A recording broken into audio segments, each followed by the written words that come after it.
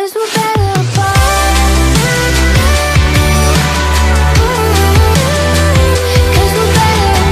Woo!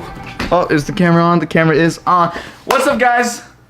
Woo! My name is Wayne Hubert and welcome to my channel. So today's video, I want to keep it pretty simple and straight to the point because, you know, you clicked on this video for a reason, so I blah blah blah. I'm gonna keep it straight to the point. So today we're gonna be talking about travel tips and some travel tips I have for you as someone who may be on a budget, because, you know, I'm not balling, I'm not rich, I'm not, so I gotta do what I can do to save money when I you know, go on these travel trips. So number 3, you know, when I look for flights, I typically go on Google, Kayak. There's a few other websites that you can check, but those are just the ones I go on. Typically, I love Kayak. I love Kayak because it shows you everything, and it's been the most helpful for me.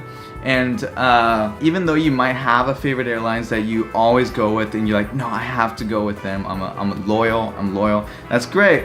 But if you're gonna be loyal, you know, you might be paying more, and if that's okay with you, then, you know, that's how it's gonna be. And that is tip number 3. And then tip number 2 is joining a rewards program for these airlines, because if you're gonna be flying a flight, if you're gonna be paying money to fly to LA, Arizona, Vegas, Seattle, wherever it is you're flying to, you might as well as be getting something back in return for your money spent. So, you know, like typically I fly Alaska, and so I get Alaska miles.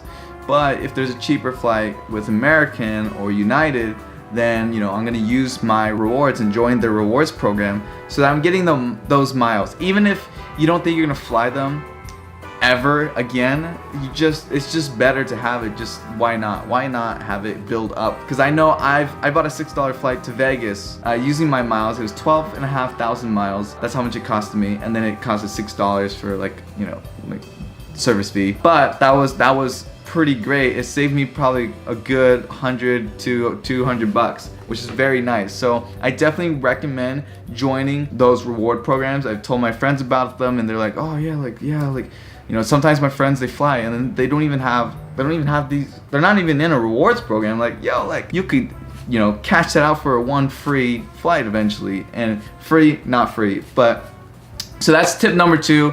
And I think everyone knows this, but I don't think everyone sees like the value in it, because sometimes when people fly, they're like, okay, I don't know how much I'm gonna be traveling, and that's the thing, you don't know. So you might as well as collect the miles for the money spent. Tip number 1, and this is for Airbnbs. For those people who use Airbnbs instead of hotels, for me, I can't get my own hotel because I'm under the age of 21, because 21 is usually the age where they let you get a hotel. So for me, I use Airbnb, and I've used Airbnb a few times. I've used it in Hawaii, I've used it in Korea, I've used it in Bali, and I used it in, what's the other place?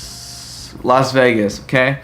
And the last time I was in Vegas just a few days ago, and the prices for the Airbnb was relatively cheap, and I didn't know why. And I looked at the Airbnb, everything looked good, everything looked great, great place, beautiful environment to be in, and I just didn't know why it was so cheap. So, you know, I thought maybe I was just overthinking it, and so I get to the Airbnb in Las Vegas, and I meet the host in person, and I've never met the host in person for an Airbnb, so this is kind of interesting for me. I thought that maybe they lived close, but no, they lived in that same apartment. And I know what you're thinking, some people are very uncomfortable with this. They don't, you know, what if they, you know, murder you? And that's where you have to have trust and good judgment. When I was there, though, he did tell me that some people get confused that it's a private versus a shared room.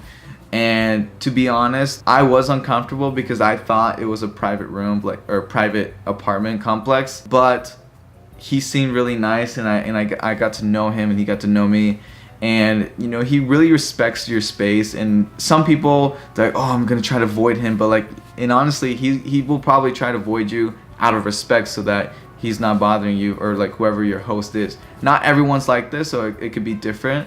But I went to sleep, and I was very comfortable going to sleep, and everything went great. You know, like the host even helped me drive to the store to pick up something and that was not something that I asked for, but he offered because I was putting my shoes on and I was about to go order a lift, and he was like, no, I'll just drive you right down the road. I'm like, thank you so much, that was so cool. So private rooms is going to be your cheaper option if you are getting an Airbnb. The only thing is, are you more comfortable with that? If you're not comfortable with that, are you okay with spending a little bit of more money? The way I see it is, after going through this experience, is that you have to have some sort of trust in a sense. It's really up to you to decide that and be able to discern whether it's a good opportunity for you. And for me, it went great. And yeah, guys, let me know if there's anything else that I can help you guys with. If you have any video ideas you want me to make, drop them down in the comments below. I just want everyone to travel the world, and I just